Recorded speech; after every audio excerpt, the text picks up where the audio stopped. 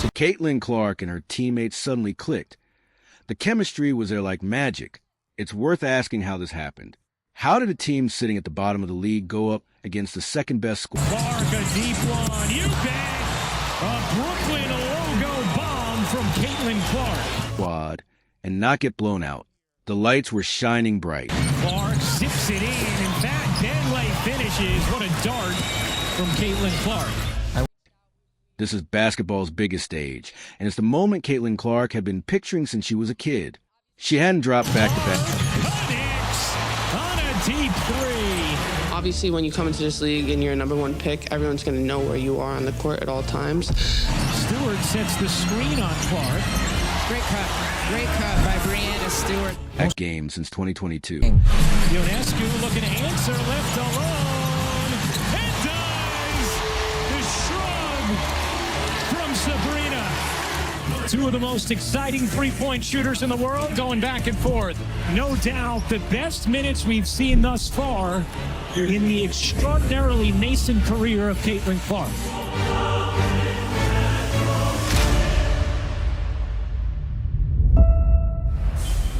The lights are bright. It is maybe the basketball mecca of the world, and Caitlin Clark has been dreaming of this moment since she was a little girl. She hasn't lost 2 straight games since 2022. She's looking to avoid 3 straight losses.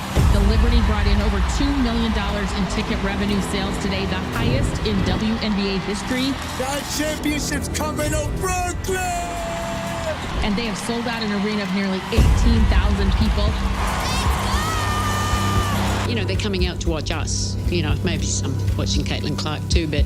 Vivid Seats estimates that about only 20% of this crowd are Indiana Fever people. I have fun playing this game, and I think that needs to be my focus through the course of this year, is just like have fun. That's when I'm at my best too, and that's when I was at my best in college. I think tonight overall was just a better indication of exactly where we are. Clark asking for the screen. Off to Mitchell, gets a clean look, and knocks it down. Me individually, I'm a kind of a pace player, so I like to, play downhill, knowing that I got, 22 alongside me, get the ball up the floor, and, kind of get to where I can get. How about Clark cutting between the double? Kelsey and Caitlin are a problem. And Mitchell cashes in. Their speed is unbelievable.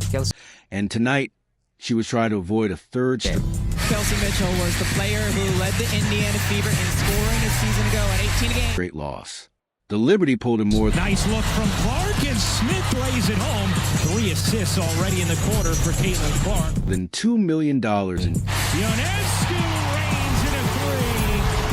Jones connects. That's what you do! Stewart will put up the 3, and hit.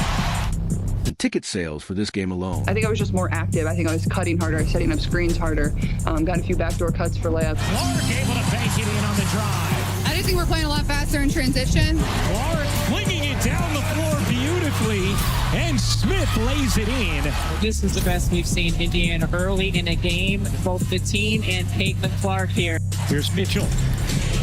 An all-star a season ago. Mitchell flips it up short, and Jones able to collect it. New York trying to move swiftly. Ionescu underneath. Stewart able to save it, but Mitchell comes back for the steal. He stepped out of bounds. Big difference from the first 2 games and the start of this one here for Indiana is just the presence of Kelsey Mitchell on the floor. Clark has the pass stolen by Vandersloot. He's trying to get it to the corner. There's Clark knocking it away. How about this pace in the early going? It's terrific. So it was a pretty fast game out there tonight. Clark connects on a 3. That was their game plan, was trying to push pace as much as they could, and we like that. Mitchell racing inside, denied by Stewart. Jones one-on-one with Boston. Jones separates and finishes. Stewart deflects the pass from Clark. Here's Ionescu, deep 3. It is good! Sabrina Ionescu with her 3rd 3 of the quarter. A touchdown lead for New York. The highest total in WNBA history. Their speed out. Elijah Laney was one of the best defenders in all of the WNBA, picking her up strong. Here's Clark, and that's going to be an offensive foul. Used her hand to separate. She also told us, right, she's going to learn how to use some of that aggressiveness against the defenses. Backdoor, Clark lays it in as she loses Lainey Hamilton. Ionescu again. She was left alone in the corner. Sabrina was wide open. That's just unacceptable. I think just find a way to play some better defense there, but Clark, she got another. Second three of the quarter for Caitlin Clark. Here's Clark turning the corner, lays it in. Clark, you bet, on a three. This has been a really good quarter for her. Right back to Clark. Oh my! A little bit too long for Clark, who was trying from 30 plus. Ionescu looking to answer, left alone, and does the shrug from Sabrina. She's like, that's how you do it, Rook. Connects on a deep three. Two of the most exciting three-point shooters in the world going back and forth. Clark has 15 points. Ionescu has 12 points. I know at Iowa it was mostly, if not all, charter flights, but just how are you anticipating commercial flights this season? It's just different, obviously, from college. Like, you go, like, you can just put your bag on the plane and hop on the plane and then you're off, but like, you're waiting at baggage claim. You got to go through the normal security with everybody else. Upgrading travel has been a sticking point for players over the years, including its most recent CBA negotiations in 2020 that made sure all players will be seated in premium economy cabins. What? First of all, being as tall as they are, I would have thought that they were at least flying in first class. They sit in coach or economy plus unless they want to pay for themselves to be upgraded in first. If you can charter, we should charter, because anytime you have more space and the ability to kind of move or stretch your legs, I think is the most important thing, because we all want to be our best. As you know, after flights, you're like, damn, I feel like everybody's dealing with the same thing, so you can't use it as an excuse. Now, Joe Tsai, who is the owner of the Brooklyn Nets and the New York Liberty, has very publicly been advocating for the league to get chartered flight service just like they have in the NBA. Kathy Engelbert, the commissioner, tried to make this happen as well. I think they're still going to work towards it to get there, but they aren't there yet. And so when the Liberty went rogue. When the Liberty broke the CBA rules by flying their players charter in 2022, the league slapped them with a $500,000 fine, which was reduced from the earlier plans for a $1 million penalty. A lot of other owners in the league were very upset about this because there are some owners in the WNBA who can afford to fly their team's charter, and there are some owners who cannot, and so therefore everyone must not. Because it's a competitive disadvantage for the owners who can't spring for that. Joe Tsai, the owner of the New York Liberty, and the Brooklyn Nets, by the way, he's kind of made it his mission. I mean, he can certainly afford. I feel like I'm a custodian of the team. So when the Liberty did this last year, it was on the down low, but of course, Sabrina Ionescu did a TikTok that kind of got around when they were in Napa saying, like, does your owner do this for you? We got owners in the league that want to do so much more for us, but they can't. Especially when you own a sports team in a major city like New York, it's not about you. It's about something that's much, much bigger than you.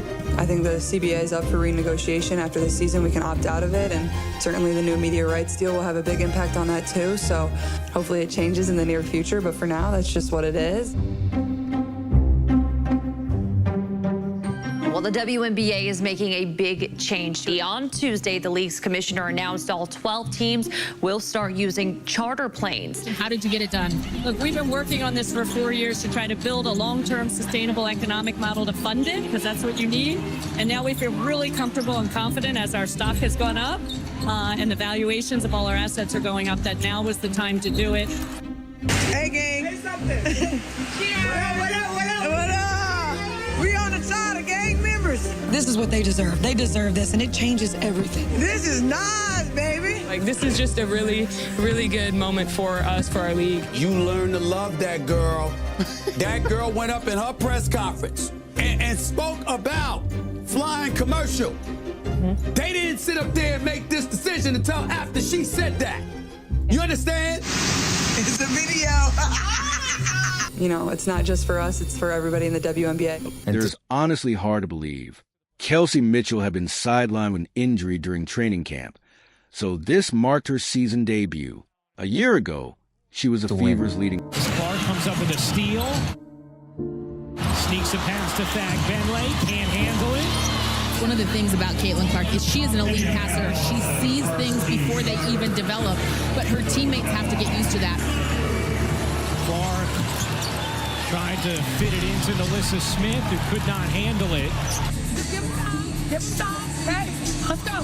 Boston, instead of grabbing the rebound, just pushed it to New York. Aaliyah Boston looked a little bit tired.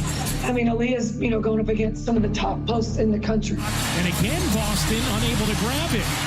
Beamish cashes in on a three. Aaliyah Boston is down. And she's been trying to find her way. She's really did a good job tonight. She didn't let her emotions get her tonight. Sabrina Ionescu, the left-handed flick. Great transition passing from New York. We've seen it all afternoon. It's hard to play fast when we're just continuing to cancel out each other's buckets. We go down and score, and then we can't get back in transition defense. So I think there's a balance there that we have to find. And Melissa Smith gets blocked by Sabali. Here's Vandersloot. Oh, nice give and go. We're playing unselfish basketball. That's when we're at our best. Here's Ionescu. Deep three is good. Sabrina Ionescu with her third three of the quarter. 12-point New York lead. Yeah, I think we just played hard and we played our advantages tonight. If you're Indiana, you have to be like, we're playing our best quarter of the season, but New York just can't miss. 100%, we did a much better job in the second half. Trying to wheel into some space, gives it up. Back Benley lays it in. This was easily the strongest start we've seen from Indiana all season. Both in the team. Clark zips it in, and back Benley finishes. What a dart from Caitlin Clark. She just gives you so much energy. She is running. She can get up and down the floor so fast. Back Benley, excellent pass, and Mitchell scoops it in. We allowed them to get back into the game because we weren't executing at both ends of the floor. Back Benley, rims in. Right? You see some really nice glimpses from Fag Benley. Yeah. There's a lot of skill to work with there that you like. It's really good. Wallace flips it up. Smith bounces, and Fag Benley finishes. just my biggest focus going forward, just come out and compete and play hard. I thought our whole group did that. Like, we got down 20, we got down whatever it was. Like, we never gave up. We always chipped away and made some runs. Clark gives it up. Mitchell, a wide open wing three is good. You got to find some positives, but you also got to find ways to continue to improve and build on it. We only really getting started. So, the more and more we kind of keep playing these games together, I think that chemistry is more that you guys will see. Ring around the rosy. I mean, look at this. And a nice screen by Boston just navigates the left. He doesn't finish with the left, but that was pretty. And as for Caitlin, the beast inside her was unleashed. Clark will lay it home. The buzz and just the eyes that Caitlin has brought from Iowa now to the WNBA is going to be a collective win for all. Team as a whole and from Clark individually. Clark trying to take her defender, pulls up and hits from the mid-range. In just New 3 York's games, lead ballooned to 7, but instead of rattling Caitlin, it just made her play. Clark with the shot clock fading, great look, and Smith lays it in. She now knows that Betnija Laney, though, speed. It's going to be a loss for the Indiana Fever, but there's a lot that they should be happy about. Clark, a deep one. You bet. A Brooklyn logo bomb from Caitlin Clark. 22 points. Most Caitlin Clark has had through her first 3 games. Is one of the toughest defenders in the entire league, and she was locking in on Clark all night. 2 rookies trade. Clark with some prominent moments, but the Liberty take down the Fever, 91-80 the final. My first 2 years, we lost a lot.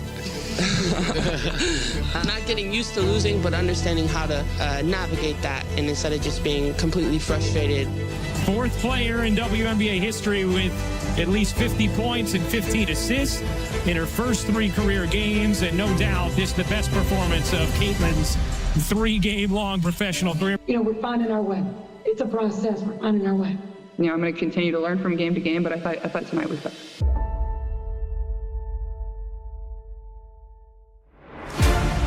With the 14th pick, the Seattle Storm select Nika Mule, University of Connecticut.